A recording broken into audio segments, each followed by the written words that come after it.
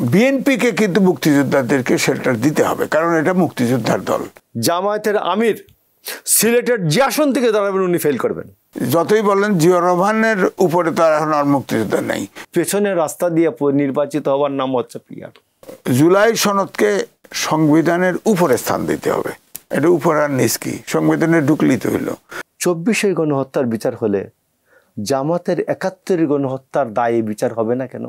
জামাত কখনো বিএনপির ঘাড়ে চড়ছে, কখনো আওয়ামী লীগের ঘাড়ে চড়ছে, এখন এনসিপির ঘাড়ে চলতেছে।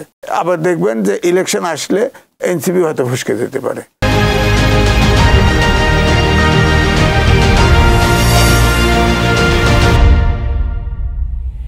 স্বাগত কালের কণ্ঠের নিয়মিত অনুষ্ঠান কালের সংলাপে। আজ আমাদের আলোচনায় যুক্ত হয়েছেন ফিনান্সিয়াল পোস্টের প্রধান সম্পাদক এম এ আজিজ এবং রাজনৈতিক বিশ্লেষক ও আইনের শিক্ষক মোশাররফ আহমেদ ঠাকুর। আপনাদের স্বাগত কালের কণ্ঠের স্টুডিওতে। দর্শক, আজকে আমাদের আলোচনার বিষয়বস্তু হচ্ছে রাজনীতির ভাষা ও বাক স্বাধীনতা।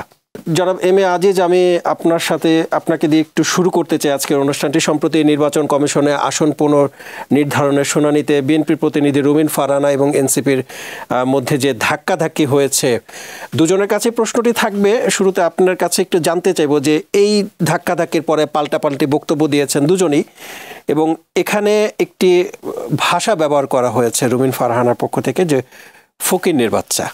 তা আসলে রাজনীতিতে এই ভাষা ব্যবহার করা যাবে কিনা? ধন্যবাদ আপনাকে। ওখানে তার সিট ভাগাভাগি নিয়ে আলোচনা হচ্ছিল। সেখানে বিএনপির লোকও ছিল, এনসিপির লোক ছিল। কেন? 1 নম্বর। 2 নম্বর, তাকে কিন্তু বিব্রত করা হয়েছে। রুমিন ফারহানা, তিনি অ্যাডভোকেট, তার কেস সেই প্লিড করতে গেছে ওখানে। তাকে বিব্রত হওয়ার পরে সে বিরক্ত হয়ে এরকম ভাষা ইউজ করে ফেলছে, অর্থাৎ সে টেম্পার লুজ করছে। এটা যদিও ভাষা উচিত হয় নাই, কিন্তু সিচুয়েশনটা আপনি দেখবেন, তাকে ধাক্কাধাক্কি করতেছে, তার অধিকার খর্ব করতেছে, তাকে তো উকিল হিসেবে প্লিড করতে দেওয়া হচ্ছে না। এবং ওখানে এনসিপির লোক গেল কেন, এটা নিয়ে প্রশ্ন উঠেছে। তারপরে আবার হাসনাত আবদুল্লাহ কিন্তু তার প্রসঙ্গে কিন্তু কথা বলেছে দূর থেকে।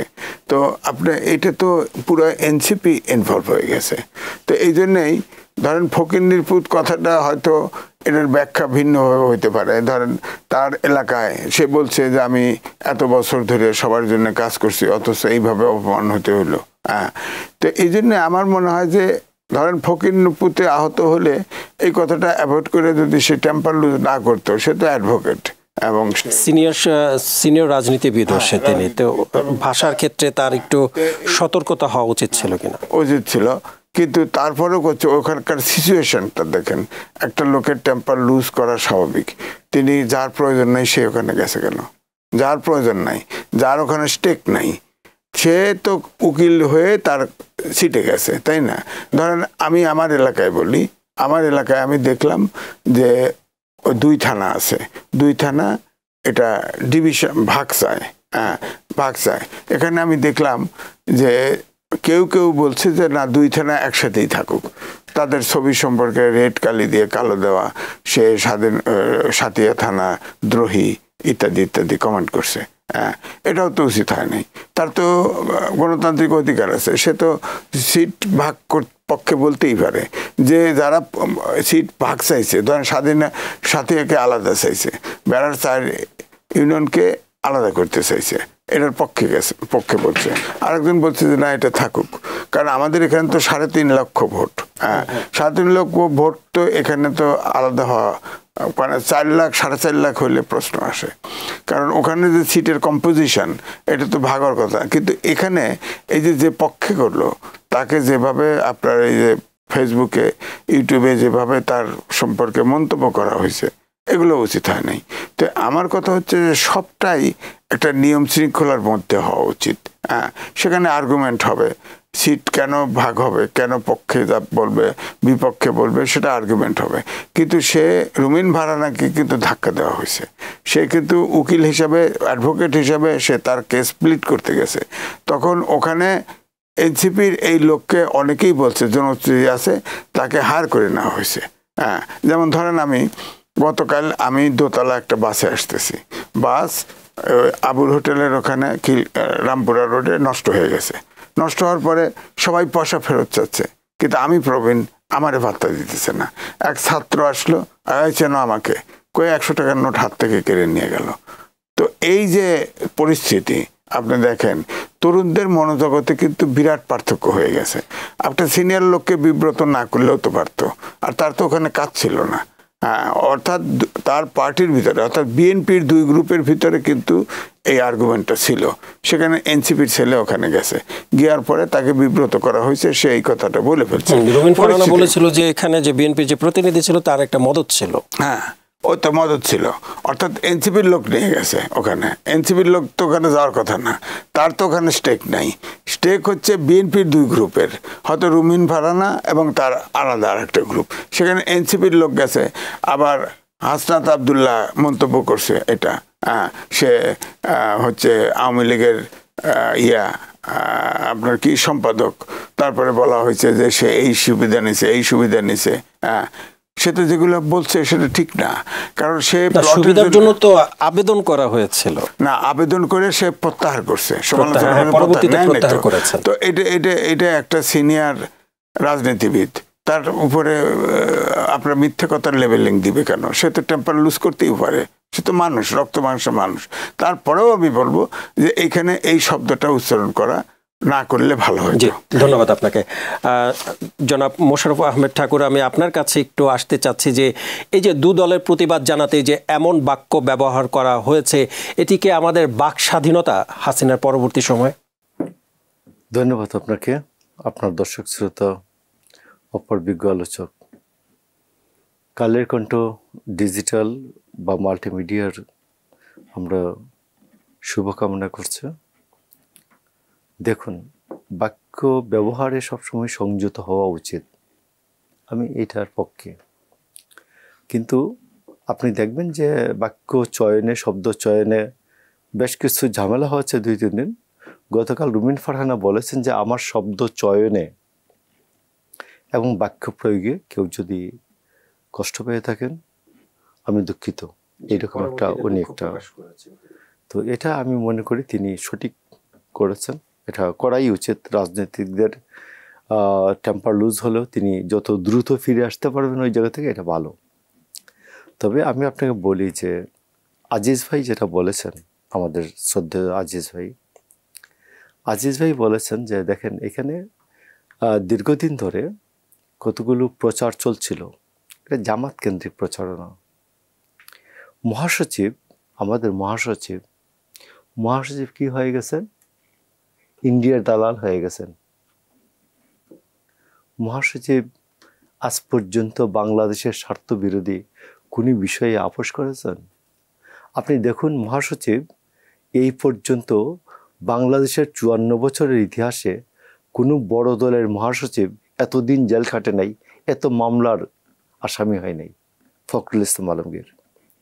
তারপরে এইভাবে এক এক করে তারা টার্গেট করেছেন এবং সর্বশেষ টার্গেটের শিকার হয়েছেন ফজলুর রহমান, আপনি দেখবেন।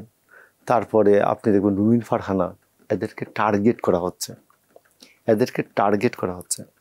আপনি দেখবেন ওই দিনের ভিডিওটা, বুধবারই গত 3 দিন আগে যে ভিডিওটা, এই ভিডিওটা দেখবেন আতাউল্লাহ বারবার মারতে যাচ্ছে রুমিন ফারহানাকে এবং তাকে কয়েকজন ধরে থামাতে পারছে না। এখন তারা বলছেন যে আতাউল্লাহকে শ্বাস ছেড়ে দিছে। তো একজন আমার দলের যদি একজন নারী আইনজীবীকে কেউ বারবার গায়ে হাত দিতে যায়, মারতে যায়, তো সেটা কি করবে? ওকে তো চুম্মা দেওয়ার ব্যবস্থা নাই। তো গেল এইটা। আর নাম্বার 2 হচ্ছে যে আপনি দেখবেন এদের যে শেখ হাসিনার পরে আমরা একটা মুক্ত পরিবেশে কথা বলতে পারছি, এটা সত্য কথা। আপনাদের এখানে চুমু দেওয়ার পরিস্থিতি না থাকলে শান্ত থাকতে পারতেন কিনা? এখানে কথাবার্তা বলে আমরা রাত্রে গিয়ে নির্ঘুম রাত্রে কাটাতাম, এই পরিস্থিতিটা নাই, এটা সত্য। এইটুকুন পরিবর্তন হয়েছে।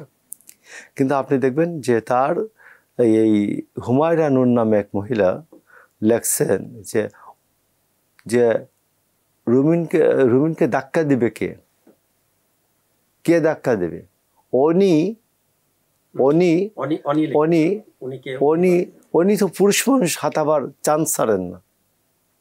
Is it A language? Is it a political language?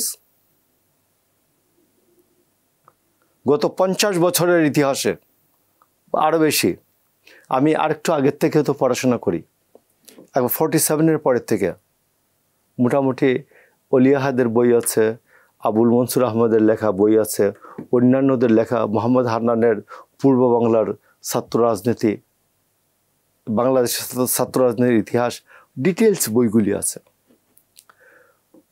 কোনো রাজনৈতিক দলের নেতা সম্পর্কে কোনো তার সহকর্মী, নেত্রী, মহিলা সহকর্মী এইরকম বুলিংয়ের, এইরকম কুপ্রস্তাব দেওয়ার কথা পত্রপত্রিকায় আসছে। প্রচার মিডিয়া তো আগে সোশ্যাল মিডিয়া ছিল না, বাট কোথাও তো আসে নাই, মুখেও আসে নাই।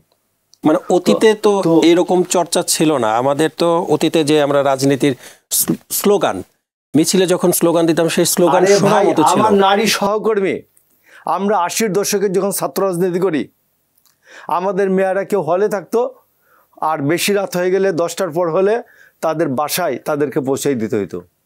হয়তো সবচেয়ে জুনিয়র একটা ছেলেকে ডেকে বলছে, যাও তোমার এই আপুকে বাসায় পৌঁছাই দিয়ে আসো। অথবা সিনিয়র, এই যে শামসুজ্জামান দুদু, রামপুরের দিকে হলে দুদুভাইকে বলছে, দুদুভাই আপনি আপনার নিজ দায়িত্বে, আমি অফিস সেক্রেটারি ছিলাম একবারে 85 থেকে একবার 92 পর্যন্ত আমার হাতে অফিস ছিল। তো ম্যাডাম যাওয়ার পরে আমাকে বেরোতে হতো। তো আমরা তো সবাইকে ডিসপোজাল, মেয়েরা যদি কেউ আটকা পড়ছে থাকছে যে ওই দিন কোনো কর্মসূচির কারণে, তাদেরকে আমরা বাড়ি পাঠাইছে। তো কোনো পরের দিন তো এসে কোনো সহকর্মী বলে নাই যে আমাকে অশ্লীলভাবে ছুঁয়েছে, আমাকে অশ্লীলভাবে কোনো কথা বলছে, হয় নাই তো। তো এনসিপি হচ্ছে কেন? আর গলা উঁচিয়ে কথা বলে যে লজ্জা শরমের বালাই নাই, যে তার সহকর্মী 3 জনের একটা পার্টি, তার নারী সহকর্মী তার কাছে নিরাপদ নয়। ধন্যবাদ। আমি একটু জানতে চাই আপনার কাছে ছোট করে, যে রাজনীতিতে যে এমন কটু ভাষা চর্চা দিন দিন বেড়ে যাচ্ছে কেন? আমরা তো অতীতে এরকম দেখিনি। আমি আপনাকে বলি যে যখন পলিটিক্যাল স্কুলিং না থাকে, পলিটিক্যাল স্কুলিং মানে নিজেদের মধ্যে যখন আদর্শের চর্চাটা থাকে না, এবং এইখানে স্বার্থ, বিভিন্ন ধরনের স্বার্থ উপজীব্য হয়ে যায়, সেটা ব্যবসার স্বার্থ হতে পারে, এটা নারী দেহের প্রতি লোভ হতে পারে, এটা অর্থের প্রতি লোভ হতে পারে, এইগুলো তখন সামনে চলে আসে, অতীব সামনে চলে আসে। তো এই জন্য আমি মনে করি যে সকল রাজনৈতিক দলগুলির মধ্যে দল করার আগে তার আদর্শটা কি হবে এটা ঠিক করবেন, তারপর তার ঘোষণাপত্র হবে, আদর্শের ভিত্তিতে একটা ঘোষণাপত্র হবে কি করতে চান, তারপরে এই ঘোষণাপত্র দল কি শৃঙ্খলায় চলবে, একটা গঠনতন্ত্র থাকবে। তাইলে এইগুলো যখন চর্চা হবে, তখন বাচ্চাদের মধ্যে, ছেলেদের মধ্যে, তরুণদের মধ্যে, আমরা যারা একটু বয়স্ক আছি, আমাদের মধ্যেও একটা শৃঙ্খলা বোধ থাকবে, দলীয় শৃঙ্খলা। আর দলীয় শৃঙ্খলা যাদের গঠনতন্ত্র নাই, ঘোষণাপত্র নাই, শুধুমাত্র মেধা না টাকা, টাকা টাকা জয়ী হয়েছে, তখন টাকা জয়ী হলে তো এইরকম হবেই ভাই। জি, ধন্যবাদ জনাব মোশাররফ আহমেদ। আমি এম এ আজিজ, আপনার কাছে একটু আসতে চাই যে সম্প্রতি বিএনপির নেতা ফজলুর রহমানের একটি বক্তব্য নিয়ে রাজনীতির মাঠে উত্তাপ ছড়াচ্ছে এবং কেউ কেউ তাকে, তার বিরুদ্ধে স্লোগান দিচ্ছে। তিনি একজন মুক্তিযোদ্ধা এবং তাকে বলা হচ্ছে রাজাকার। একজন মুক্তিযোদ্ধাকে রাজাকার বলা যাবে কিনা? দেখেন, মুক্তিযোদ্ধা মৃত্যুর আগ পর্যন্ত মুক্তিযোদ্ধা, মৃত্যুর পরেও মুক্তিযোদ্ধা, তাকে রাজাকার বলা যাবে না। কারণ রাজাকার তো এটা আমাদের দেশে যারা 71-এ পাকিস্তানি সোলজারদের সহযোগিতা করেছে এবং রাজনৈতিক দল জামাত ইসলাম তাদের সিদ্ধান্ত নিয়ে, আপনার পাকিস্তানি প্রাদেশিক সরকারে তাদের মন্ত্রীও ছিল, সিদ্ধান্ত নিয়ে পাকিস্তানি সোলজারদেরকে সহযোগিতা করেছে এবং গণহত্যা হয়েছে। তো আমি এই জন্য বলবো যে রাজাকার তো তাদের মধ্যে, রাজাকার এটা ঠিক, রাজাকার আলবদর হলো আসল। রাজাকার কিন্তু কর্মচারী ছিল, বেতনভুক্ত কর্মচারী, কিন্তু নামে রাজাকার আসছে। কিন্তু ধরেন আলবদর তখন যে ইসলামিক ছাত্র সংঘ ছিল, তার প্রধান যে ছিলেন তিনি কিন্তু আলবদরের প্রধান হয়েছিলেন, ছাত্র সংঘ, এরা সব রাজাকার, স্বীকৃত রাজাকার। এবং আপনি দেখেন এখনো এই কিছুদিন আগেও ইসলামিক ছাত্র শিবিরের একটা সংকলন বেরিয়েছিল, তখন কিন্তু বলেছিল যে ৭১-এ কিছু লোক ভুল করে পাকিস্তানের স্বাধীনতার পক্ষে ছিল, আল্লাহ তাদের ক্ষমা করুক। অর্থাৎ তারা কিন্তু এখনো ভোলে নাই। সুতরাং তারা এখনো স্বাধীনতার, আমি বলবো যে স্বাধীনতার বিপক্ষে, এবং তারা স্বাধীনতার শত্রু, এবং তারা রাজাকার। সেই এবং যতক্ষণ পর্যন্ত আপনি দেখেন গণহত্যার অনেক সময় বলে, পাকিস্তানের পররাষ্ট্রমন্ত্রী আসছিল না, তার সাথে কথা হলো, তারা ক্ষমা চায় নাই। একটা গণহত্যা কি ক্ষমা চায় শেষ হয়? গণহত্যার বিচার হয়। গণহত্যার তো গণহত্যার দায় তো এড়াতে পারবে না। হ্যাঁ, গণহত্যার দায় তো, আপনাকে আমি হত্যা করলাম, আমি ক্ষমা চাইলাম, হলো না। সুতরাং গণহত্যা আমি এই জন্যই বলছি কিন্তু যে ২৪-এর গণহত্যার যদি বিচার হয়, ৭১-এর গণহত্যার বিচার হবে না কেন? এবং তারা তো স্বীকৃত রাজাকার। এখন পর্যন্ত তারা তাদের ভুল স্বীকার করে নাই এবং বাংলাদেশ স্বীকার করে নাই। আপনি দেখেন সরোয়ার্দিতে একটা বিশাল সভা হলো, সেই সভায় ৪-৫ ঘন্টা নাচ, হাম, গান, অনেক কিছু হয়েছে। সেখানে কিন্তু জাতীয় সঙ্গীত হয় নাই, সেখানে পতাকা উত্তোলন হয় নাই। তারা তো বেশি বেশি করা উচিত ছিল, করে নাই। অর্থাৎ দেশের যে প্রতীক, স্বাধীনতার প্রতীক, কোনো কিছুতে তারা করে না, মানে না।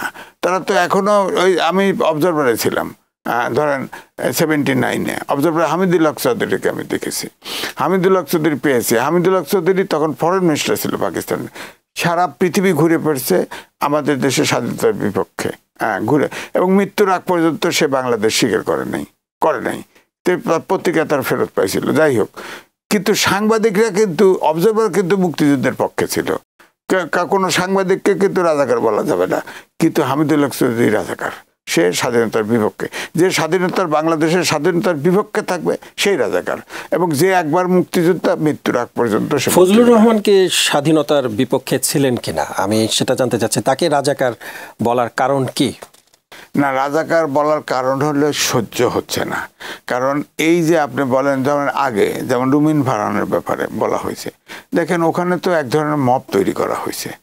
এই যে 5ই আগস্টের পরিবর্তনের পরে যে মবগুলো তৈরি হলো, ছাত্রদের মনোজগতে পরিবর্তন হয়ে গেছে। সব জায়গায় শক্তি প্রয়োগ, সেক্রেটারিতে ঢুকে আপনার অটোপাস দেন, অমুক জায়গায় শক্তি প্রয়োগ করেন, দেখেন সব জায়গায় শক্তি, ওখানেও শক্তি প্রয়োগ করতে গেছে। সুতরাং এই মনোজগৎ পরিবর্তনটা তো সরকারিকে দাস করা দিছে। তখন যে মব তৈরি করে এটা ভাঙো, এটা নামাও, ওটা নামাও, আমাদের মিডিয়া তো দখল হয়ে গেছে, মিডিয়া দখল হয়েছে। আপনি বলেন যে যখন 5 তারিখের পরিবর্তন হয়, প্রেস ক্লাবে গিয়ে আপনার সমন্বয়কারীকে তালিকা দিছে, এরা ফৌজিবাদের দোষর, মেম্বারশিপ চলে গেছে, প্রেস ক্লাবের মেম্বারশিপ চলে গেছে। তারপরে ধরেন পৃথিবীর ইতিহাসে সব সাংবাদিকের একবারে অ্যাক্রিডিটেশন কার্ড বাতিল হয় না, কিন্তু হয়েছে, ইতিহাসে নাই, হয় নাই। তো এই জন্য আমাদের দেখেন 116-60 জনের মতো সাংবাদিক অ্যারেস্ট হয়েছে। আমার কথা, সাংবাদিক আইনের ঊর্ধ্বে না, তারা তো অপকর্ম করতে পারে, এদের ভিতরে অনেক টাকা পয়সা, বিত্ত বৈভবের মালিক আছে, তাদের বিচার করেন। হত্যা মামলা দিলেন কেন? বলেন কোন সাংবাদিক হত্যা করছে, আপনি তার মামলার হিয়ারিং হয় না, কিছু হয় না, তাদের আটকায় রাখছেন।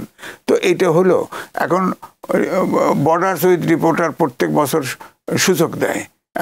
এই 3টি কারণে আপনি দেখবেন সূচক নেমে আসবে। জি, ধন্যবাদ মোশাররফ আহমেদ। আমি আপনার কাছে একটু আসতে চাচ্ছি, একটু এক কথায় বলবেন যে বিএনপি মুক্তিযুদ্ধের পক্ষের দল কিনা, এক কথা একটু হ্যাঁ বা না একটু বলবেন। বিএনপি মুক্তিযুদ্ধের পক্ষ কেন? বিএনপি মুক্তিযুদ্ধকে ধারণ করে এমন একটি দল। জি, আমি আপনার উত্তরে যদি তাহলে বলি যে তাহলে ফজলুর রহমানকে কেন শোকজ নোটিশ করা হলো এবং তাকে তার পদ 3 মাসের জন্য কেন তাহলে স্থগিত করা হলো? না, ফজলু ভাই শুধু মুক্তিযোদ্ধা না, উনি মুক্তিযোদ্ধাদের নেতা, মুক্তিযোদ্ধার কমান্ডার। তার আন্ডারে 1200 মুক্তিযোদ্ধা ছিল এবং আমি তাকে 80 দশকের গোড়ার থেকে চিনি। যখন ছাত্রলীগ এবং মুজিববাদী ছাত্রলীগ এবং বাকশাল ছাত্রলীগ ভাগ হয়, তখন উনি ফজলুচূর্ণ গ্রুপের প্রেসিডেন্ট ফজলুর রহমান। তুখুর বক্তা। তো ফজলু ভাই এমনি ইদানিং বক্তব্য রাখতে গিয়ে অনেক সময় একটু বেশি ইমোশনাল হয়েছেন। অসঙ্গতি দেখলে যারা এই দেশটা বানিয়েছেন, এই দেশটা জন্ম দেওয়ার জন্য মৃত্যুর মুখোমুখি দাঁড়িয়েছেন, এদের আবেগ আর আমার আবেগ তো একরকম হবে না। আমি তো যুদ্ধে অংশগ্রহণ করি নাই। তো আমি যুদ্ধে অংশগ্রহণ করি নাই, যারা যুদ্ধের বিরোধিতা করছেন এরা যদি 71 সালে ফজলুর রহমানের মুখোমুখি হইতো, তা কি হইতো? হয় ফজলুর রহমান মারা যেত, অথবা ও মারা যেত। এর বাইরে তো কোনো পথ ছিল না। তো আজকে তারা ফজলুর রহমানকে মেলাইন করছেন, ফজলুর রহমানের কিছু কিছু বক্তব্যকে তারা কোট করছেন, ন্যাশনালি ইন্টারন্যাশনালি তদবির করাচ্ছেন। বিএনপি, আমি মনে করি যে বিএনপির ঊর্ধ্বতন কর্তৃপক্ষ তো সিদ্ধান্তটা নিয়েছেন। এই ক্ষেত্রে বিএনপির ডিসিপ্লিনের মধ্যে থেকে আমি খুব এটা সমালোচনা করার জায়গা নাই। তারপরে আমি বলবো যে ফজলুর রহমানের মেম্বারশিপ দ্রুত ফিরিয়ে দেন। কারণ যারা বাংলাদেশের বিরোধিতা করেছে, বাংলাদেশে বিশ্বাস করে না, এদের জন্য একটা উল্লাসের বিষয়বস্তু। একজন মুক্তিযোদ্ধাকে তারা ডিফেম করছে, তার দল থেকে তারা বিচ্ছিন্ন করতে পারছেন 3 মাসের জন্য। এটা 3 মাস হওয়া উচিত না, এটা 15 ডেজও হতে পারে, এটা উড্র হয়ে যাওয়া উচিত। আজিজ ভাই আপনি কি বলেন? আমার আইডিয়া 15 ডেজের মধ্যে এটা উড্র হয়ে যাওয়া উচিত। আর না হলে স্বাধীনতা বিরোধীদেরকে বলে দেওয়া হলো সে আমাদের যে এই বেষ্টনী ছিল, আমাদের যে দলীয় নিরাপত্তা বেষ্টনী, এইটার থেকে সে আলাদা, তাকে কিল করো, এটা জায়েজ আছে। সে এখন একা, সে দলের এখন মেম্বার না। এটা বরঞ্চ ফজলুর রহমানকে দলের মধ্য থেকে তাকে সতর্ক করা যেতে পারতো যে আপনি এইভাবে কথা বলবেন না, আপনি গালিগালাজ করবেন না, বাচ্চা টাচ্চা বলবেন না। যেহেতু বাচ্চা বলতে উমুকের বাচ্চা বললে এটা খারাপ দেখা যায়, শোনা যায়, আমাদের লোকজনের মধ্যে খুব প্রতিক্রিয়া হয়। তো এই জন্য এইটি না বলে বরঞ্চ আপনি গঠনমূলকভাবে সমালোচনা করেন। তো সেইটা করলে আমার আইডিয়াটা এটা ভালো। আর আমি আপনাকে বলছি যে আজিজ ভাইয়ের সাথে আমি আলাপ করছিলাম অফলাইনে, যে টোটাল পরিস্থিতিটা 5ই আগস্টের পরে চেঞ্জ হয়ে গেছে। খেলার ফিল্ড চেঞ্জ হয়েছে, খেলার পক্ষ চেঞ্জ হয়েছে। আগে বিএনপি ভার্সেস আওয়ামী লীগ ছিল, আওয়ামী লীগের সাথে 14 দল ছিল, আর বিএনপির সাথে জামাত, এই ধর্মীয় রাজনৈতিক দলগুলি বিএনপির সাথে ছিল। তো যেহেতু 5 তারিখের পরে আওয়ামী লীগ টোটালটা পালিয়ে গেছে, তো আওয়ামী লীগের জায়গাটা, আওয়ামী লীগ যে আমার অপোজিশন ছিল, বিএনপির অপোজিশন, এই অপোজিশনে তো কেউ না কেউ খেলতে আসবে। এই খেলোয়াড়টার নাম হচ্ছে জামায়াতে ইসলাম। তো জামায়াতে ইসলামের যে আচরণ, আগের কথাবার্তা যেভাবে আমি জামায়াতে ইসলামের বিশ্বাস করতাম, এখন তো বিশ্বাস করার কারণ নাই, কারণ জামায়াতে ইসলাম এখন আমার প্রতিপক্ষ। এই খেলার পক্ষ চেঞ্জ হয়ে গেছে, খেলার ফিল্ড চেঞ্জ হয়ে গেছে, খেলার ক্যারেক্টার চেঞ্জ হয়ে গেছে, খেলার রেফারি চেঞ্জ হয়ে গেছে। তো আমার এটা বুঝতে হবে। তো জামাত বললেই তো আমি আমার দলের কোনো নেতার বিরুদ্ধে আমি অ্যাকশন নিব না আমি, কারণ আমার টোটাল খেলার পজিশন, খেলার যে ক্যারেক্টার, খেলার পক্ষ, এইগুলো চেঞ্জ হয়ে গেছে। ফর দ্যাট রিজন যে পাকিস্তান আইসা আমাকে কেউ কিছু বলবে, পাকিস্তান আইসা অনুরোধ করবে যে উমুককে একটু সাইজ করে দেন, উমুককে একটু শাস্তি দেন, দিব না তো।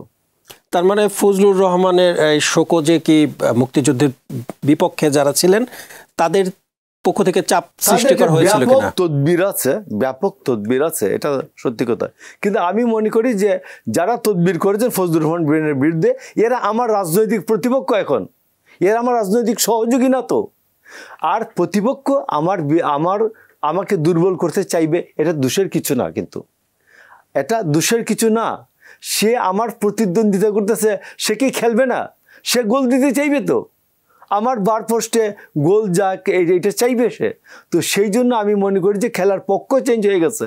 এইটা আমাদের যারা রাজনৈতিক আরও সিনিয়র নেতারা আছেন, এরা বুঝবেন যে খেলার পক্ষ চেঞ্জ হয়েছে, মাঠ চেঞ্জ হয়েছে, রেফারি চেঞ্জ হয়েছে, সব কিছু চেঞ্জ হয়েছে।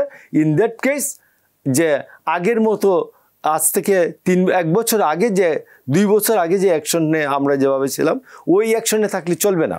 জি, আমি আরেকটু আপনার কাছে জানতে চাই যে এক সময় তো আপনার আওয়ামী লীগের বিপক্ষে আপনারা একসাথে জোট হয়ে রাজপথে আন্দোলন করেছিলেন, তো এক সময় জোটবদ্ধ, এখন কেন বিরোধী পক্ষ হয়ে যাচ্ছে, আপনাদের দল এবং মতের সাথে ভিন্নতা তৈরি হচ্ছে জামাতের? না, in absence of Awami League এখন বেসিক্যালি রাজনৈতিক মাঠে নাই।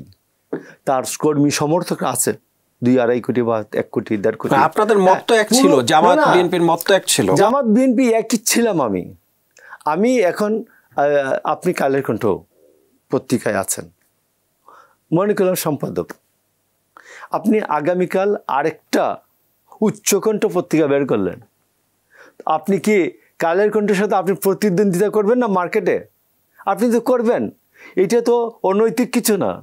তো জামাতে ইসলাম আগে আমার সহযোগীর ভূমিকায় ছিল, এখন সে আমার প্রতিদ্বন্দ্বী, রাজনৈতিক প্রতিপক্ষ, তো অপরপক্ষ রাজনীতিতে।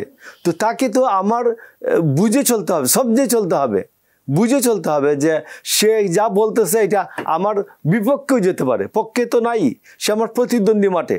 যে এক সময় বন্ধু এখন শত্রু হয়ে গেছে, বিষয়টা এরকম বলা যায় কিনা? বিষয়টাকে শত্রু মনে করি না, আমি মনে করি রাজনৈতিক প্রতিপক্ষ।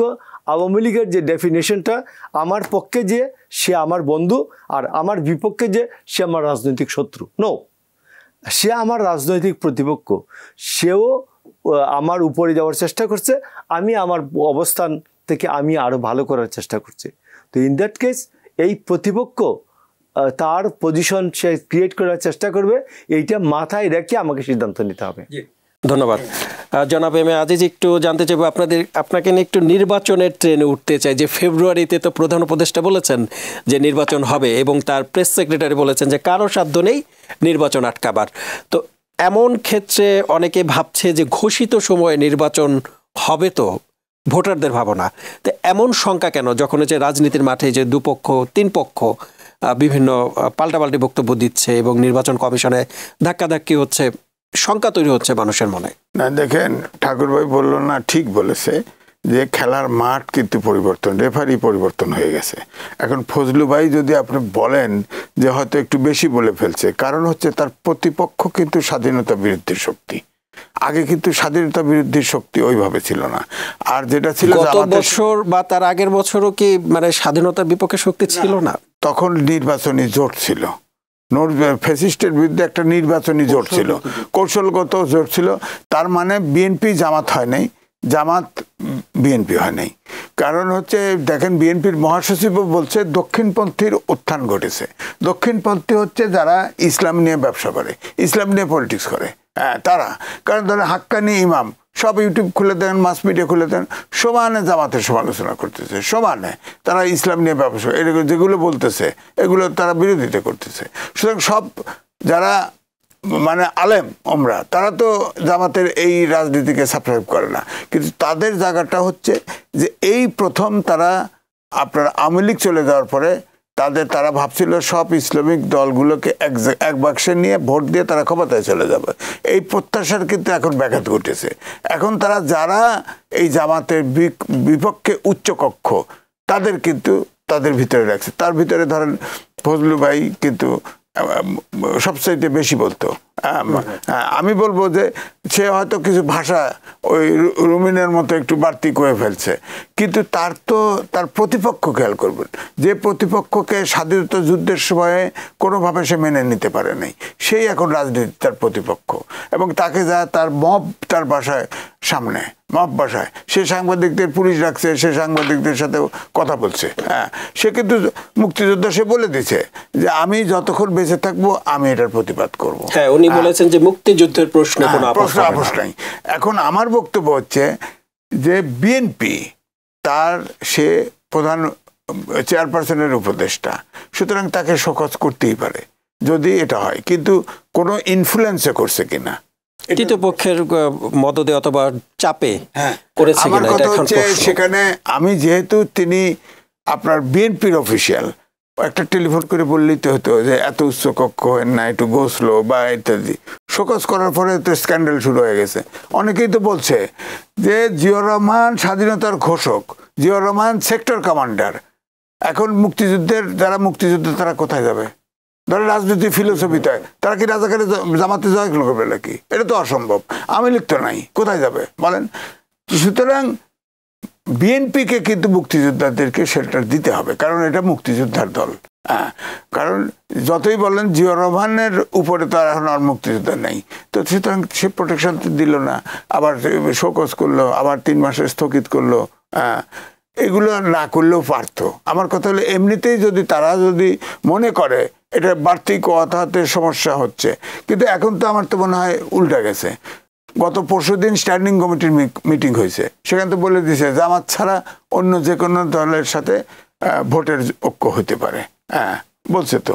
আমি যদি বলি যে এখন যদি উপলব্ধি করছে বিএনপি হয়তো যে তাদের মুক্তিযুদ্ধের পক্ষে থাকতে হবে, এবং আমার ধারণা ঠাকুর ভাইয়ের সাথে আমার বক্তব্য একই, যে আমার ধারণা 3 মাসে স্থগিত করছে শোকজ, আমার মনে হয় এটা প্রত্যাহার করুক, এটা আমরা চাই। যে আমার প্রশ্ন ছিল যে এই ঘোষিত সময়ে নির্বাচন হবে কিনা, কারণ বর্তমানে বিভিন্ন দেখা যাচ্ছে যে বিভিন্ন দলের মধ্যে পাল্টাপাল্টি বক্তব্য শুরু হয়েছে এবং একটু উত্তপ্ত রাজনীতি এখন ধরেন আপনার জুলাই ঘোষণাপত্র, জুলাই সনদটা নিয়ে সমস্যা হয়েছে, তাই না? আইনি ভিত্তি চায়, এই চায়। আইনি ভিত্তি মানে কি? মানে তারা যাতে জুলাই গণহত্যা করেছে তারা যাতে আইনে কোনো বিপদে না পড়ে। আপনি বলেন তো, মোস্তাক ইন্ডিমিনিটি দিয়েছিল ফ্রিডম পার্টির নেতাদের, কর্নেল রশিদ ফারুক। আওয়ামী লীগ ক্ষমতা এসে ছিল, ওরা কোথায়? নাই তো। সুতরাং আইনি ভিত্তি দিয়ে হবে না, গণতান্ত্রিক রাজনীতিতে চর্চা করতে হবে, অর্থাৎ রাজনীতিটা ঠিক করতে হবে, তাহলে এই আইনি শোনা। এখন বিএনপি তো বলছে কয়েকটা সিদ্ধান্ত নিছে যে তারা যেগুলা সংবিধানের সাথে আপনার কন্ট্রাডিক্ট করে, সাংঘর্ষিক, এগুলো সংসদে হবে। আর এই যে জুলাই সনদ যেটা অলরেডি কিন্তু আবার রিভিউ করতেছে রাজনৈতিক দলগুলো, যে ঐক্যমত কমিশন আবার রিভিউ করতেছে, হয়তো আর একটু সফট করবে। এখন বলা হয়েছে, তারা বলে যে গণপরিষদ নির্বাচন চাই, অর্থাৎ গণপরিষদ নির্বাচন হচ্ছে সংবিধান পুরোটাকে সংস্কার করতে হবে, বাদ নতুন করে লিখতে হবে। 2 হচ্ছে যে তারা ভার্চুয়ালি, যদিও বলে না ইন্ডিপেন্ডেন্টি চায়, তা আপনি বলেন তো আবার জুলাই সনদকে সংবিধানের উপরে স্থান দিতে হবে। এটা উপর আর নিচ কি? সংবিধানে ঢুকলেই তো হইল। তো এখন সংবিধানে আপনার জুলাই হচ্ছে যে সনদ হচ্ছে যে যা যা ক্রিয়াকর্ম ঘটছে ছাত্র মুভমেন্টের সময়, অভ্যুত্থানের সময়, এইটাই তো। সেখানে তো আপনার অনেক বিতর্ক আছে। তো এটা তো আপনি যদি মানে, আমার কথা হলো যে সবগুলো দল 28 দল বসে সিদ্ধান্ত নিছে, সেখানে সব দল তো একমত হবে না। যেখানে যেখানে ডক্টর মোহাম্মদ ইউনূসও বলেছে যেগুলোতে একমত হয় আমরা সঠিক নির্বাচনে যাব, অল্প নির্বাচন। এখন আমার কথা হচ্ছে সব দল তো একমত হবে না। তো সুতরাং যা হয়েছে আপনার ম্যানিফেস্টো দিয়ে, ম্যানিফেস্টো দিয়ে ইলেকশনে যাক, ইলেকশনে গিয়ে তারা যদি ভোট পায় তারা সংশোধন করবে। তারপরে পিআর নির্বাচন চাইতেছে, পিআর নির্বাচন সময় আলাদা বক্তব্য। আমাদের দেশে উচ্চ মানের গণতন্ত্র না হলে এই পিআর সিস্টেম একদমই অযোগ্য। এই জন্য আমি বলছি যে এই যে যেটা বলছে যে আপনার গণভোট এবং গণপরিষদের দাবি অবাস্তব। বিএনপি বলে দিয়েছে, স্ট্যান্ডিং কমিটি, সংবিধানের সংস্কার সংসদেই হবে, সংবিধানের যে সংস্কারগুলি আছে। আর বলো অন্যগুলো ভোটের আগে কার্যকরে আপত্তি নেই বিএনপির।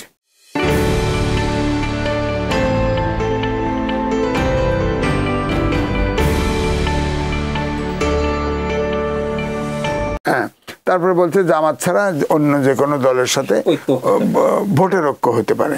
তো এখানে তো অফিসিয়াল ডিসিশন, এটা এখানে তো বিএনপি ছড়বে না। তাহলে আমার কথা হচ্ছে যে এই দাবিগুলোকে অন্যায় কিনা? অন্যায় হলে আপনি যুক্তি দিয়ে খণ্ডন করেন। আপনার সংবিধান, এই সরকার আপনার এই রাষ্ট্রপতির কাছে ওত নিলেন সংবিধান সমুন্নত রাখার জন্য। আপনি 106 অনুচ্ছেদ অনুযায়ী এই অন্তর্বর্তীকালীন সরকার ঠিক কাজ করতে পারবে, আপনার নিলেন, মতামত নিলেন। তার মানে এটা একটা সাংবিধানিক সরকার। আপনি সংবিধান সংস্কার করেন কেমনে? আপনার ম্যান্ডেট কোথায়? জি, ধন্যবাদ। মোশাররফ আহমেদ, একটু আসতে চাই আপনার কাছে, যে আমি আপনার কাছে একই প্রশ্ন রাখতে চাই যে চলমান এই পরিস্থিতিতে নির্বাচন সুষ্ঠু এবং গ্রহণযোগ্য হবে কিনা, যেহেতু এখন মানে রাজনীতি পরিস্থিতি একটু উত্তপ্ত, তো এর মধ্যে প্রভাব মুক্ত থাকবে কিনা নির্বাচন? ধন্যবাদ আপনাকে। নির্বাচনী ট্রেনটা কত দূরে চলবে এটার উপর নির্ভর করবে যে ছোটোখাটো বাধা প্রতিবন্ধকতা এইগুলো সে অতিক্রম করে যেতে পারবে কিনা, এটা হলো মূল বিষয়। তো আপনার মনে আছে যে আমাদের বাংলাদেশের রাজনীতির ইতিহাসে সবচেয়ে রিলেভেন্ট পার্সন, তার নাম হচ্ছে মৌলানা আব্দুল হামিদ খান ভাসানী। বেসিক্যালি যার নেতৃত্বে 1969 গণ অভ্যুত্থানটি ছাত্র জনতা করে, তিনি 1970 সালের ইলেকশনে গেলেন না, ভোটের আগে ভাত চাই, ভোটের বাক্সে লাথি মারো, বাংলাদেশ স্বাধীন করো। উনি আরও এক শেখ মুজিব বললেন যে আমরা স্বায়ত্ত শাসন চাই, আমরা পূর্ববঙ্গ, পূর্ব পাকিস্তান, পশ্চিম পাকিস্তানের জন্য সংবিধান প্রণয়ন করব আমরা নির্বাচিত হয়ে। আর মৌলানা ভাসানী বললেন যে ভোটের বাক্সে লাথি মারে বাংলাদেশ স্বাধীন করো, বাঁশের লাঠি তৈরি করে বাংলাদেশ স্বাধীন করো। তো এই জন্য যে আমি বলছি, বাট যখন গেলেন না, আজকে কি 70-এর নির্বাচন,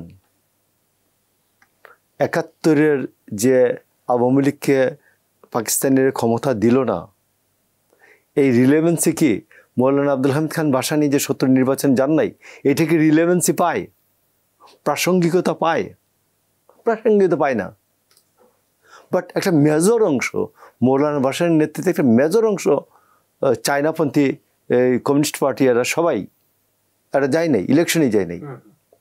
তো আপনি কালের বা ইতিহাসের প্রয়োজনে যেটা হবে, এটা এখন যদি নির্বাচনে কেউ নিত্য নতুন বাহানা নিয়ে আসে যে ইলেকশনকে প্রলম্বিত করার জন্য, আর ইলেকশনটা হয়, কে আসলো না আসলো এটা কোনো বিষয়ই হবে না।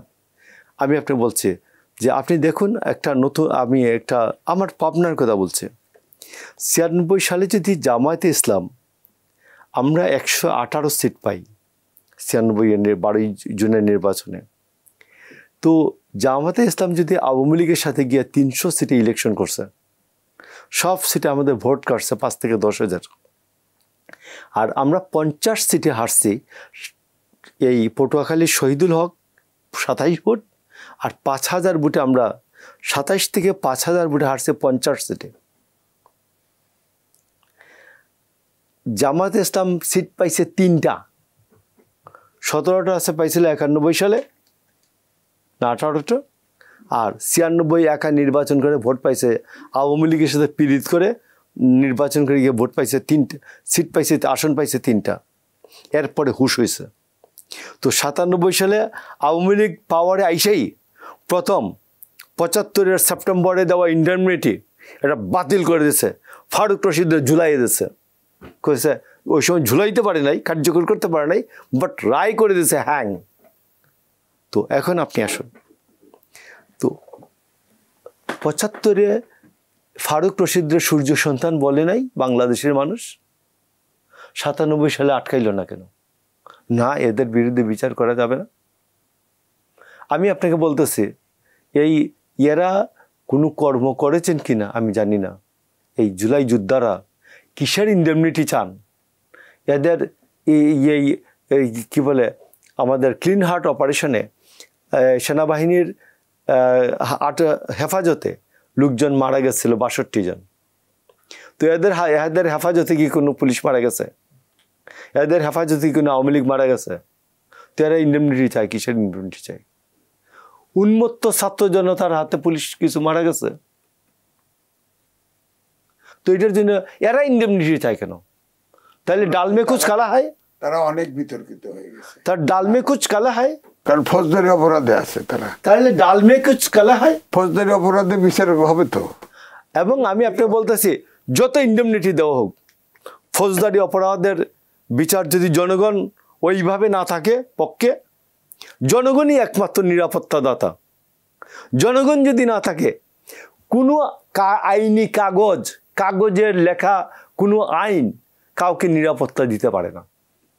আমরা 90 সালে, আজিজ ভাই তো তখন আরও তরুণ সাংবাদিক, আমরা ছাত্র নেতা, তো আমরা তো 91 সালের এরশাদের পতনের পরে আমরা এই 91-এর যে নির্বাচন হলো 27 ফেব্রুয়ারি, এই ফেব্রুয়ারির সময় আমাদেরকে পার্টির যে ক্যান্ডিডেট যারা ছিলেন এরা আমাদেরকে এক একজন রে এইভাবে করেছেন, কি বলে, বুক করেছেন উমুক তারিখ সকালে।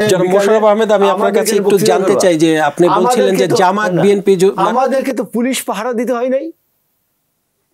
জামাত এনসিপি যদি নির্বাচনে না আসে তাহলে তখন বিএনপির অবস্থান কি হবে? আপনি বলছেন যে কে আসুক না আসুক এটা দেখার বিষয় না। আমি আপনাকে বলি, এটা হচ্ছে আপনার পরিস্থিতি নির্ভর করে। পরিস্থিতি যদি পরিস্থিতিটা এই হয় যে তারা বাংলাদেশের নির্বাচনকে বিতর্কিত করার জন্য, প্রলম্বিত করার জন্য এই কৌশলগুলো নেন, তাইলে তাদের আসা না আসাটা কোনো ফ্যাক্টর হবে না। তাহলে প্রতিদ্বন্দ্বিতা করবে কার সাথে বিএনপি? কারণ হচ্ছে এনসিপি বলছে জুলাইয়ের আইনি ভিত্তি না দিলে তারা তো নির্বাচনে অংশ নেবেন না। ডক্টর ইউনূসের আমলে 112টা পার্টির জন্ম হয়েছে। ডক্টর ইউনূসের আমলে 112টা পার্টি জন্ম হয়েছে। না জন্ম হয়েছে তো এত পার্টির জন্ম হয়েছে, 2 পার্টি না আসলে সমস্যা কি? না, তারা তো জামাত তো এখন আওয়ামী লীগের পরে বিএনপির শক্ত প্রতিদ্বন্দ্বী হিসেবে। জামাতের এই সর্বশেষ নির্বাচন পর্যন্ত কত পার্সেন্ট ভোট পাইছে? 5% তো অতিক্রম করে নাই। তো আমি মনে করছি যে জামাত এই শহরাঞ্চলে, আরবান অঞ্চলে তাদের কিছু প্রতিষ্ঠান আছে, ওই প্রতিষ্ঠানের কর্মচারী তারা এখানে আইসা দেখায়, ওই যে কয়টা দেখেন এই কয়টাই ভোট, যে কয়টা দেখেন মিটিংয়ে এই কয়টাই ভোট, যে কয়টা দেখেন মিছিলে এই কয়টাই ভোট। বিএনপির তা না। বিএনপির ভোট এই যেটা শেরে বাংলাকে ফজলুল হক বলতেন যে মানে বিএনপির ভোট অনেক, এটা বলতে যাচ্ছেন? ইয়াতে এই ওয়েস্ট বেঙ্গলের পত্রিকায় লিখতো, তো মৌলানা শেরে বাংলাকে ফজলুল হক বলতেন যে দেখো আমাকে যারা ভোট দেয় এরা পত্রিকা পড়ে না এত, তো এটা নিয়ে এত রিয়েকশন দেখানোর কারণ নাই। জি, ভোটে জামাতের ভোট যেহেতু বলছেন যে জামাত মিছিল মিটিংয়ে যতটুকু দেখা যায় ততটুকু জামাতের ভোট, বিএনপির ভোট তো কমেছে। আমি আপনাকে বলি এই এই যে জরিপগুলির পদ্ধতি, জরিপগুলির বিশ্বাসযোগ্যতা, এগুলো নিয়ে তো কোয়েশ্চেন আছেই। আমি আপনাকে বলছি যে সেইখানে আপনি দেখবেন যে জামাত যে আপনি হিসাব করেন না সারা বাংলাদেশে কোন কোন জায়গায় জামাত জিততে পারে। আপনি আমাকে বলতেছি জামায়াতের আমির সিলেটের যে আসন থেকে দাঁড়াবেন উনি ফেল করবেন। এখন পিআর চান যে আমি যদি 10টা সিট পাই তাহলে আমি 1 নম্বর, আমি পাস করব। মৌলানা কি বলে এই যে টিএম কি বলে এই যে এদের সেক্রেটারি যে গুলাম পারওয়ার, মিয়া গুলাম পারওয়ার দক্ষিণাঞ্চল থেকে ফেল করবে। তো এরা চায় যে এই টিএম আজহার এটার কোনো আসন নাই, তো এরা চায় যে পিআর হইলে যে এদের তো কিছু পকেট আছে, এই যেমন সাতক্ষীরা, রাজশাহী, এই কয়েকটা জায়গায় কিছু ভোট আছে, কয়েকটা আসন আছে। তো ওই অন্যের আসনের ভোটে তারা জাতীয় নেতারা নির্বাচিত হবেন। এইটা হইল পদ্ধতি। পেছনের রাস্তা দিয়ে নির্বাচিত হওয়ার নাম হচ্ছে পিআর। আচ্ছা, আপনি সেটা বলতে যাচ্ছেন। প্রধান উপদেষ্টার ঘোষণার পর তো বেশ জোরে সোরে নির্বাচন কমিশন ভোটের আয়োজন করতে শুরু করেছে। এর মধ্যে এনসিপির আহ্বায়ক বলেছেন যে আগামী ফেব্রুয়ারিতে নির্বাচন নাও হতে পারে। এই প্রশ্নের জবাবে আপনাদের নেতা সালাউদ্দিন আহমেদ তিনি বলেছেন যারা নির্বাচনের বিরুদ্ধে কথা বলবে, বয়কট করবে, তারা রাজনীতি থেকে মাইনাস হতে পারে। আপনি কি তাই মনে করেন? আমি এই নাহিদের যে বড় নেতা আর কি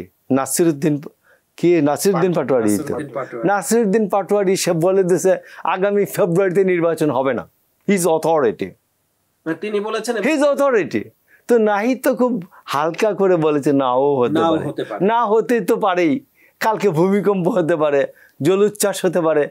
একটি দলের দুই নেতাই হ্যাঁ নির্বাচন হবে না ফেব্রুয়ারিতে এরকম ইঙ্গিত দিয়েছেন। He is not the authority, number 1। Number 2, আর কি বলে নাহিদ যেটা বলেছেন নাও হতে পারে, না হতে তো পারেই। ঝড় বৃষ্টি বন্যা কালবৈশাখী একটা কোনো কিছু হলে তো নির্বাচন 10 দিন পিছিয়ে যেতে পারেই, 15 দিন পিছিয়ে যেতে পারেই। জি, ধন্যবাদ। এম এ আজিজ, আপনার কাছে একটা আসতে চাই। জুলাই সনদের আইনি প্রক্রিয়া শেষ হলেই ফেব্রুয়ারিতে ভোটে অংশ নিতে প্রস্তুত এনসিপি। যদি কোনো কারণে আইনি প্রক্রিয়া শেষ হতে বিলম্ব হয় তাহলে এনসিপি নির্বাচন অংশ নেবেন না। আমার প্রথম কথা হচ্ছে, তখন বিএনপি কি করবে? বিএনপি 4টে দল বৈঠক হয়েছে, এনসিপি কেন নিল? এনসিপি পাকিস্তানে পররাষ্ট্রমন্ত্রী সেখানে যা দেখা করলো, চীনে তাদের টিম দেখা করছে, তাদের তো নিবন্ধনও নাই। এবং আগে যে গণ অভ্যুত্থান হয়েছে, যারা ওরা ছাত্র জনতার গণ অভ্যুত্থান, তখন তো সবাই ছিল তখন। এখন তো কেমোথেরাপি খাইতে খাইতে তো এখন ঢাকা ইউনিভার্সিটির কয়েকটা হলে সীমাবদ্ধ হয়ে গেছে। এর স্ট্রেংথ কোথায়? আপনার আওয়ামী লীগের সময় 3টে আমি দামি বড় বড় কিংস পার্টি হয়েছিল, 300 সিটে নমিনেশন দিছিল, একটা প্রার্থীর কিন্তু জামানত থাকে নাই। এবং আপনি শিওর থাকেন এনসিপি যদি বড় কোনো দলের ঘাড়ে ছোঁয়ার না হয়, একটা প্রার্থীর কিন্তু জামানত থাকবে না।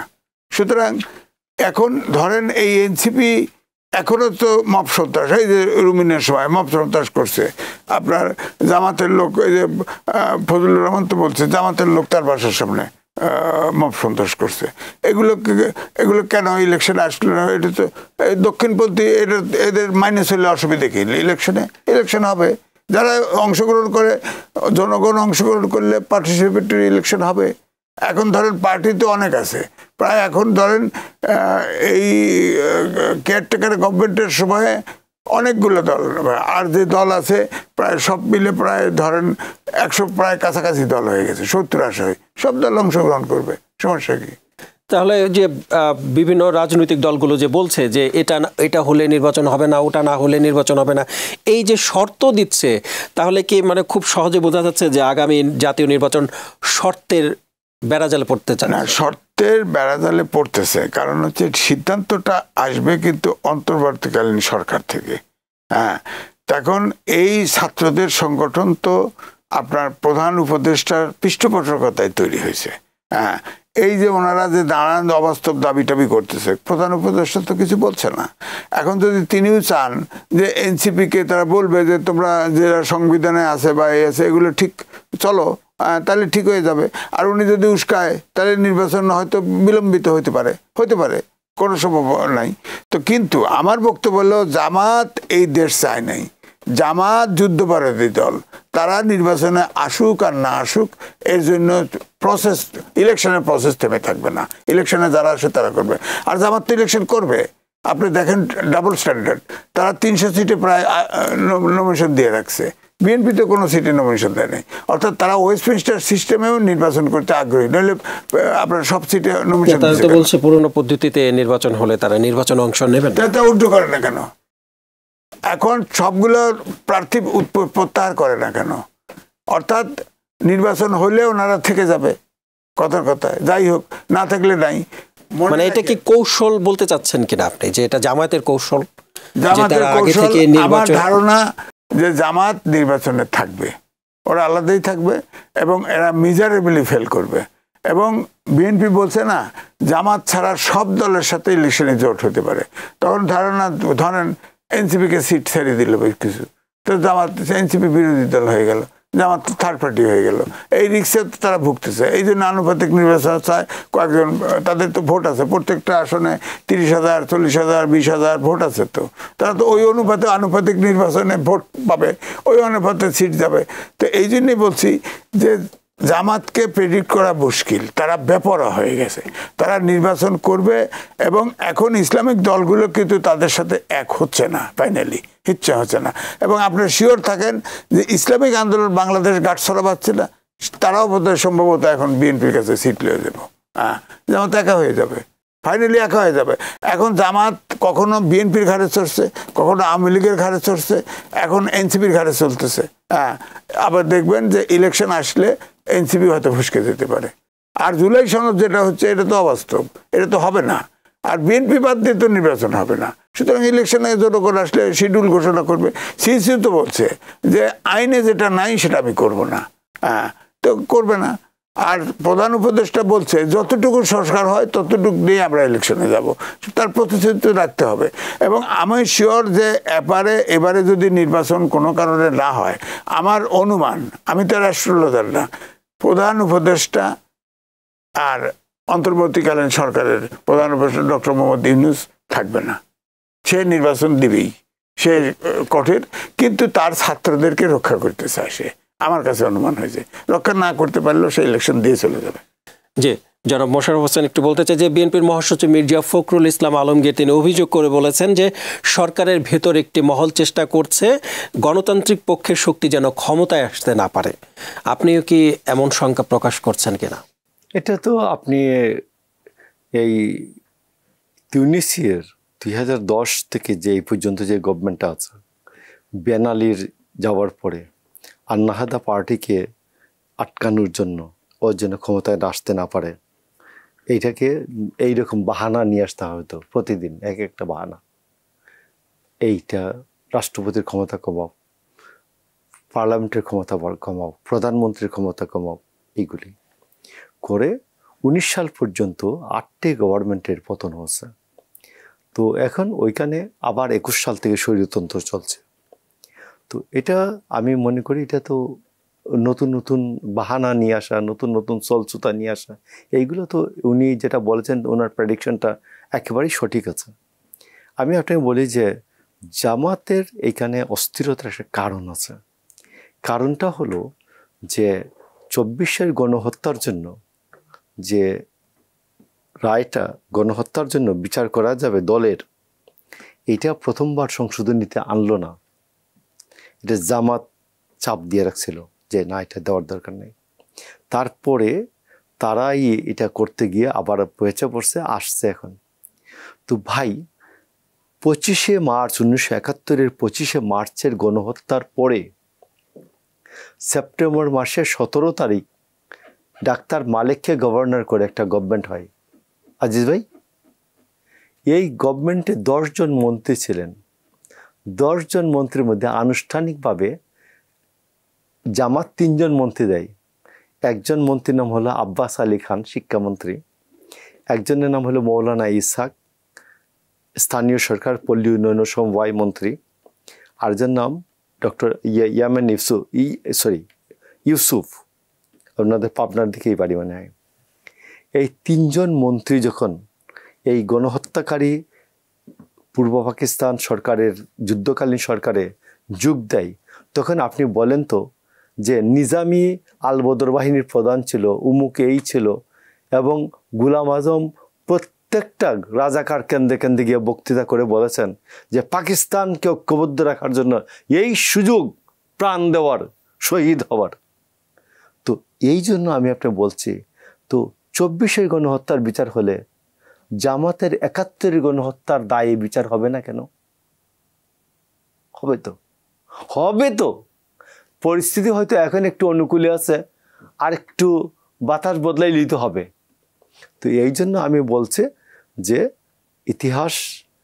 ইতিহাসের পথে চলে এটা, এবং সবাই তার বরণ ডালা, মরণ মালা সবই উনি ঠিক করে নেন, এটা কোনো সমস্যা নাই।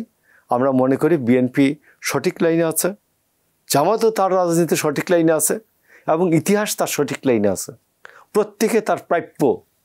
যে গণহত্যা নিয়ে একটু যেহেতু প্রসঙ্গ উঠেছে, একটু আমি আপনার কাছে ছোট করে জানতে চাইবো যে গণহত্যার দায়ে যে আওয়ামী লীগের কার্যক্রম নিষিদ্ধ, তো নির্বাচনে তারা অংশ নিতে পারবেন কিনা এই বিষয়ে কিন্তু স্পষ্ট কোনো বার্তা আসেনি প্রধান উপদেষ্টার পক্ষ থেকে। তো গণহত্যার দায়ে যে দলটির কার্যক্রম নিষিদ্ধ, সেই দলটি বাদে আগামী নির্বাচন হলে বিচার এবং পরিস্থিতি কি দাঁড়াবে, আপনি কি মনে করেন?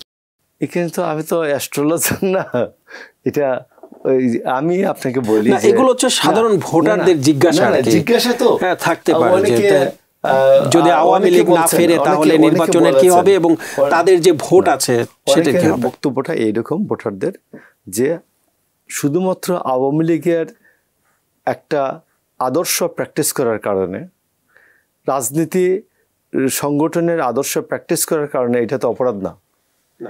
আওয়ামী লীগের যারা খুনি, আওয়ামী লীগের যারা লুটপাটকারী, চোর, ডাকাত, এদের ক্রিমিনাল অফেন্সের জন্য বিচার হবে। তো দলের কার্যক্রম এইগুলো তো নিষিদ্ধ হওয়ার দরকার ছিল না। আপনি দেখবেন যে এই গভর্নমেন্ট কি পরিমাণ অবিমৃষ্যকারিতা করেছেন। সাবের হোসেন চৌধুরী, আমি আমাদের লিগ্যাল হিস্ট্রির যারা বড় বড় বুদ্ধা আছেন এদেরকে জিজ্ঞেস করেছি, নিজে খুঁজেছি। আমাদের 1947 সাল থেকে এই পর্যন্ত, এমনকি এর আগে ক্যালকাটা হাইকোর্ট থেকে আমাদের ঢাকা বাংলাদেশ সুপ্রিম কোর্ট পর্যন্ত কোনোদিন ম্যাজিস্ট্রেট কোর্ট কাউকে একদিনে 7 হত্যা মামলার মিথ্যা কিনা কিনা সত্য কিনা সেটা প্রশ্ন না, এবং রিমান্ডে ছিল 7 হত্যা মামলার জামিন দিয়েছে ম্যাজিস্ট্রেট কোর্ট। পৃথিবীর হিস্ট্রিতে আছে কিনা আমি জানি না, বাট বাংলাদেশের হিস্ট্রিতে, ইস্ট বেঙ্গলের হিস্ট্রিতে, ক্যালকাটা হাইকোর্ট ক্যালকাটা সহ বৃহত্তর বাংলার হিস্ট্রিতে নাই। গত 77-78 বছরে ইতিহাসে নাই ম্যাজিস্ট্রেট কোর্ট কাউকে সেই জামিন দিয়েছে 7 হত্যা মামলার। এবং সেই 7 হত্যা মামলার জামিন Dhaka magistrate court CMM court দিয়েছে। সিএমএম কোর্ট দিয়েছে, সে রিমান্ড থেকে আসছে, তাকে এনে বলা হয়েছে যে জামিন দিয়া দাও। সিএমএম বলছে আমি বলতেছি যদি ডাকে আমাকে আমি কোর্ট দিতে পারবো। সিএমএম পায়ে ধরে বলেছেন যে ভাই স্যার পায়ে ধরি আপনাদের, আমরা ওনাকে জেলখানায় পাঠাই, আপনারা জেলখানার থেকে আমরা বলে দিচ্ছি উনি অসুস্থ, ওনার চিকিৎসা করা হোক। আপনি যে ইয়েতে নেন, পিজিতে নেন, পিজিতে নিয়ে আজকে রাতেই পিজিতে নিয়ে আমাদের ডিস্ট্রিক্ট জাজ কোর্ট থেকে তার জামিন নিয়ে ব্যাংকক পাঠাই দেন, সিঙ্গাপুর পাঠাই দেন, আমেরিকা পাঠাই দেন। আমার কোর্ট থেকে জামিনটা করাইন না। রাষ্ট্রের সরকার সর্বোচ্চ ব্যক্তি এরপরে ফোন করে বলেছেন যে তাকে আজকেই জামিন দেন। This is the position of our কি বলে legal activities, legal law ministry. তো এইখানে দেখাইতে আসে কি দেখাইতে আসে নতুন নতুন হিস্ট্রি তৈরি করতেছে। এরপরে যখন সেই 7 হত্যা মামলার আসামি কিভাবে জামিন পায়, সাবের হোসেন চৌধুরী কিভাবে জামিন পাইল? 7 হত্যা মামলার জামিন ম্যাজিস্ট্রেট করতে কিভাবে পাইল? আপনি যদি কোনো একেবারে যদি আপনি কনভিন্স হন যে এই হত্যা মামলার কোনো অস্তিত্ব নাই, তাহলে তার বিরুদ্ধে হত্যা মামলা নিলেন কেন? আর নিলেন যখন, ম্যাজিস্ট্রেট করতো এই মামলার বিচারও করতে পারে না, জামিনও দিতে পারে না। ধন্যবাদ এম এ আজিজ, আমি আপনার কাছে ফিরতে চাই। আমাদের হাতে আর বেশি সময় নেই, আমরা অনুষ্ঠানের শেষ পর্যায়ে চলে এসেছি। যাবার আগে আপনার কাছ থেকে একটু জানতে চাই যে গতকাল প্রেস ক্লাবে, আপনি যেহেতু একজন সাংবাদিক তাই আপনার কাছে প্রশ্নটি আমার করতে হচ্ছে যে গতকাল প্রেস ক্লাবে সাংবাদিকদের উপরে পুলিশের হামলা হয়েছে। তা একজন সাংবাদিক হিসেবে আপনি বিষয়টি কিভাবে দেখছেন? কারণ অতীতেও তো আমরা দেখেছি যে প্রশাসন সাংবাদিকদের উপরে হামলা করেছে, এখনো সেম হচ্ছে, তাহলে পরিবর্তনটা কোথায় হলো? আমি তো আপনাকে বড় ধরনের উদাহরণ দিয়েছি। সাংবাদিক হচ্ছে শত্রু, হচ্ছে সব জীবের। হ্যাঁ, পুলিশ ধরেন তারা ফটো তুলতেছিল, তাদেরকে পিটানো হয়েছে, এটা তো উচিত হয় না। প্রেস ক্লাবের ওখানে সাংবাদিকদের কাজই তো হচ্ছে আপনার ফটো তোলা, ভিডিও ফুটেজ নেওয়া এবং তথ্য সংগ্রহ করা। হ্যাঁ, অত পুলিশ ভাবছে যে এগুলো নিয়ে যদি মাস মিডিয়ায় ছাড়ে বা প্রিন্ট হয় তাহলে তারা যে আক্রমণ করেছে এগুলো ধরা পড়বে, এই কারণেই তাদের সাংবাদিকদের পিটাইছে এবং এগুলো কেড়ে নিছে, সব ডকুমেন্ট কেড়ে নিছে। সুতরাং এটা উচিত হয় না। সরকার পক্ষ থেকে তো এটা একটা প্রটেস্ট করা উচিত ছিল। সাংবাদিকতার সাথে বলেন, প্রধান উপদেষ্টাও বলছেন আপনারা সমালোচনা করেন, কিন্তু আপনি দেখেন সারা ইন্ডাস্ট্রি টমাটাইজ, সব প্রতিষ্ঠানে আপনি দেখেন, টেলিভিশন বলেন, পত্রিকা বলেন, সব জায়গায় সেট পরিবর্তন হয়ে যাচ্ছে। হ্যাঁ, সব আপনি দেখেন একটা পক্ষ দখল করে দিচ্ছে। হ্যাঁ, সুতরাং এটা তো গণমাধ্যম তো দেখেন সেলফ সেন্সরশিপ বাংলাদেশের ইতিহাসে আমার ধারণা এখন যে পরিমাণে সেলফ সেন্সরশিপ চলে কখনো এটা ছিল না, কখনো ছিল না। তো এখন এই জন্যই বলবো যে সাংবাদিকরা দেখেন যে সংস্কৃতি উপদেষ্টা, তাকে 2 জন সাংবাদিক প্রশ্ন করেছিল, এই পরবর্তীতে না চাকরি গেছে, তিনি তো বলছেন তিনি তো কমপ্লেন করে নাই, মালিক ভয়ই চাকরি খাইয়ে দিছে। হ্যাঁ, অর্থাৎ আমি বলতে চাচ্ছি যে এই যে প্রথম দিকে এই পত্রিকায় ধরো, ও পত্রিকায় নামাও, ও পত্রিকায় স্টাফ চেঞ্জ করো, জনকণ্ঠ পুরোটা দখল হয়ে গেছে। বলেন কি করে সম্ভব?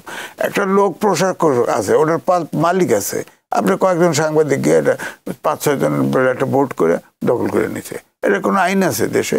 বলেন এটা হবে? এই জন্য আপনার মতে কি গণমাধ্যম তার স্বাধীনতা ভোগ করতে পারছে কিনা? আমি তো বললাম তো, সেলফ সেন্সরশিপ অর্থাৎ টমাতে আছে, সাংবাদিকরা নিরাপদ বোধ করে না এখন, যদিও বলা হয় আক্রমণ ডাইরেক্ট হয় না, কিন্তু এখন জানে যে ধরেন এই যে আপনাদের পত্রিকায় একটা নিউজ ছাপেন, দেখবেন যে এখানে মব এসে হাজির হবে, তখন কি করবেন? এই ভয়েই তো সেলফ সেন্সরশিপ হচ্ছে।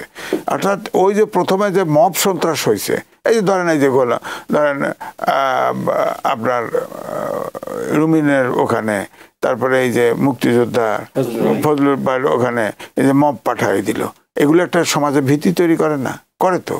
হ্যাঁ, উনি সাহসী, ওনারা ফেস করতেছে, কিন্তু সমাজে তো একটা ভীতি কাজ করে।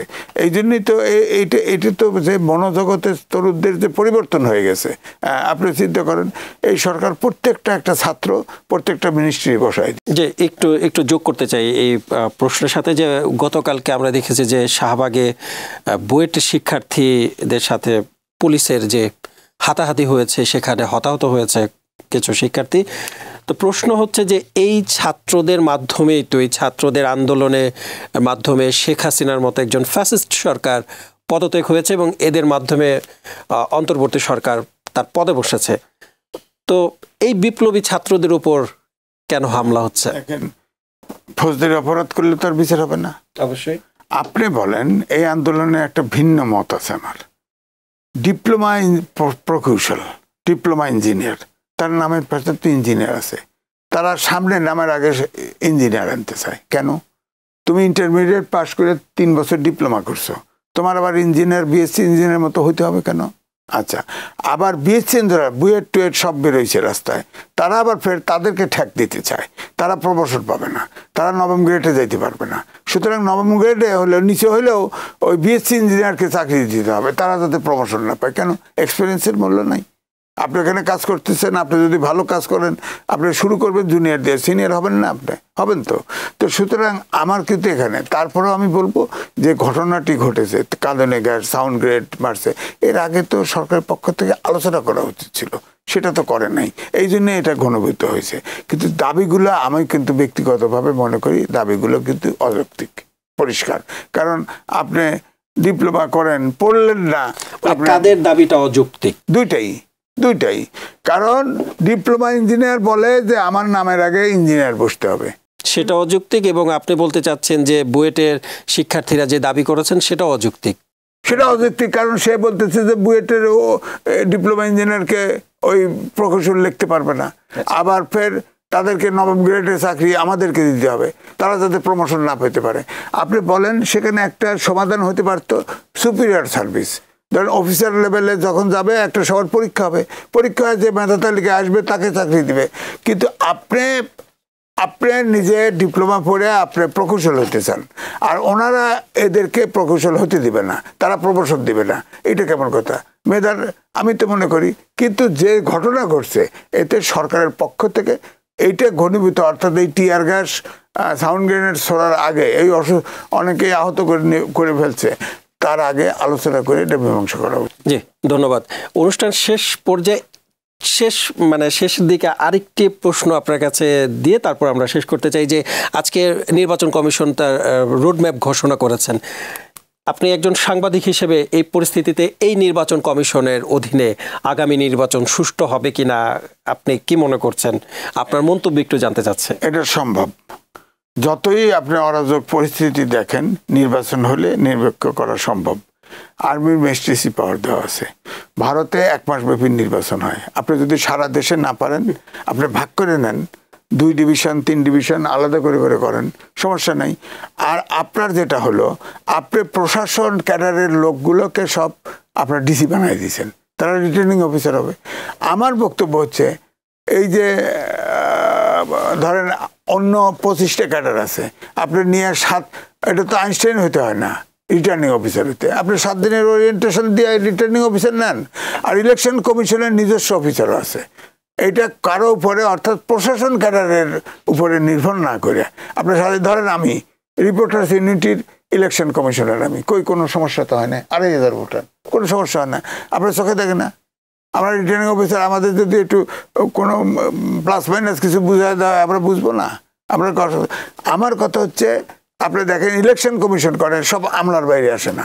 একজন নারী, আরেকজন আর্মি অফিসার, আর বা আমলা, এর বাইরে আসতে পারে না। এই ফ্যাসিবাদী সরকারের সময় যে সিস্টেমে চলছে, এখন এই সরকার একই সিস্টেমে চলছে, পার্থক্য তো কিছু দেখছি না। এই জন্য আমি বলছি যে নির্বাচন ইচ্ছা করলে সরকার সম্ভব। আপনি আর্মি তো বলছি, আর্মি প্রধান বলছে না যে নির্বাচনে সহযোগিতা করব। আপনি প্রত্যেকটা সেক্টরে 2টি আর্মি দেন, আপনি বসায় দেন। প্রয়োজনে যদি আপনার রিটার্নিং অফিসার আপনার নিজস্ব করেন, এখন রিক্রুট করেন না, প্রয়োজনে কমতি থাকলে রিক্রুট করেন, অথবা 25 ক্যাডার আছে সেখান থেকে বেছে বার করেন, করে আপনি দেন না, রিটার্নিং অফিসার দেন। প্রয়োজনে 300 সিট একবারে যদি না পারেন, আপনি এটা ভেঙে ভেঙে করেন, আপনি অল্প করে করেন, 1 ডিভিশন 2 ডিভিশন করে করেন, সম্ভব, নির্বাচন সম্ভব। আপনি দেখেন জাকসু নির্বাচন হচ্ছে, যেমন অতিমাত্রায় করে ফেলছে। আর্মি আপনার স্ট্রাইকিং ফোর্স রাখছে। একটা বলেন, এই ছাত্রদের নির্বাচনে স্ট্রাইকিং ফোর্স দরকার, আর্মি দিয়ে দিছে, ভীতিকর। এটা চলমান পরিস্থিতির বিবেচনায় হয়তো করেছে। নির্বাচনে যেটা আজিজ ভাই বলছেন, সেইখানে রিটার্নিং অফিসার আমাদের ডেপুটি সেক্রেটারি লেভেলে, আমাদের এখন নির্বাচন কমিশনের প্রচুর অফিসার আছে, এদেরকে একটা ফিট লিস্ট করে নির্বাচন কমিশন, এটা 15 দিনের কাজ, একটা ফিট লিস্ট করবেন, করে এই ধরেন আমি 40 জন পাইলাম, আমি 30 জনকে ইলেকশন কমিশনের রিটার্নিং অফিসার দিলাম, আমি 425টা 450 বা 500 থানার মধ্যে, উপজেলার মধ্যে অ্যাসিস্ট্যান্ট রিটার্নিং অফিসার, তো আমি 250 দিলাম নির্বাচন কমিশন থেকে, অর্ধেক। আমি 10টা রিটার্নিং অফিসার, 10টা লেফটেন্যান্ট কর্নেল দিব 10টা জেলায়, তারপর 20টা অ্যাসিস্ট্যান্ট রিটার্নিং অফিসার, 20টা মেজর সাহেবকে দেব, এবং অন্যান্য ক্যাডার মিলাইয়া এইভাবে আমি মিক্স আপ করে দেব। দেখব যে কার এইখানে সবচেয়ে গ্রহণযোগ্য নির্বাচনটা হয়। কারণ আমলারা তো উন্মাদ হয়ে যায় যে ডেপুটি সেক্রেটারির পরে সে জয়েন্ট সেক্রেটারি হওয়ার জন্য কাকে জিতাইলে আমি জয়েন্ট সেক্রেটারি হইতে পারবো, উন্মাদ হয়ে যায়। এইটা আমার মনে হয় যে নির্বাচন কমিশনকে এখনই সিদ্ধান্ত নেওয়া উচিত, অতি দ্রুত। আজিজ ভাই যেটা বলেছেন এটা, আর এটার সাথে একটা তাদের জেলা রিটার্নিং অফিসারগুলিকে, জেলা ইলেকশন অফিসারগুলিকে ফিট লিস্টের ভিত্তিতে তারা নিয়োগ দেওয়া এখনই, এবং এদেরকে রিটার্নিং অফিসার করা, এবং অন্যান্য ক্যাডার থেকে এনে রিটার্নিং অফিসার করা। 10 জন রিটার্নিং অফিসার, 10% রিটার্নিং অফিসার ইয়েতেও রাখেন। ধন্যবাদ আপনাকে। শেষ করার আগে আপনার কাছে একটি প্রশ্ন রাখতে চাই যে এই ডাকসু নির্বাচনে যদি কোনো অস্থিরতা তৈরি হয় বা কোনো অস্থির পরিবেশ তৈরি হয়, তাহলে এই পরিবেশ আগামী জাতীয় নির্বাচনে প্রভাব ফেলবে কিনা? তবে আমি আপনাকে বলি যে ডাকসু নির্বাচনে যদি গভর্নমেন্ট নিজেরা, যেমন সে 18 ডাকসু নির্বাচনটাতে যে এই বিভিন্ন আমাদের শিক্ষকদেরকে ধরলো যে ভোট লুকাই রাখছে, এইটা না করলে ডাকসু নির্বাচন উৎসব মুখর হয়, প্রাণবন্ত হয়, সব কিছু হয়। আপনি জিজ্ঞেস করেন জাকসু নির্বাচন, ভাই তো জাহাঙ্গীরনগরের ছাত্র, তো ডাকসু রাকসু এইগুলোতে কোনো ঝামেলা হয় না, এবং এগুলোতে এই কি আর্মি টার্মি দেওয়ার কোনো প্রয়োজনও ছিল না। জি, ধন্যবাদ আপনাকে জনাব এম এ আজিজ এবং মোশাররফ আহমেদ, আপনাকে ধন্যবাদ আপনাদের মূল্যবান সময় আমাদেরকে দেওয়ার জন্য। সময় থাকলে আরও অনেক কিছু জানার ছিল। দর্শক, আপনারা দেখছিলেন কালের সংলাপ। আজকে আমরা আলোচনা করছিলাম রাজনীতির ভাষা ও বাক স্বাধীনতা। দর্শক, আজকে এই পর্যন্তই। আপনাদের সাথে আবারও দেখা হবে নতুন কালের সংলাপ নিয়ে। ভালো থাকুক দেশ, ভালো থাকুক দেশের মানুষ, এই প্রত্যাশায় আল্লাহ হাফেজ।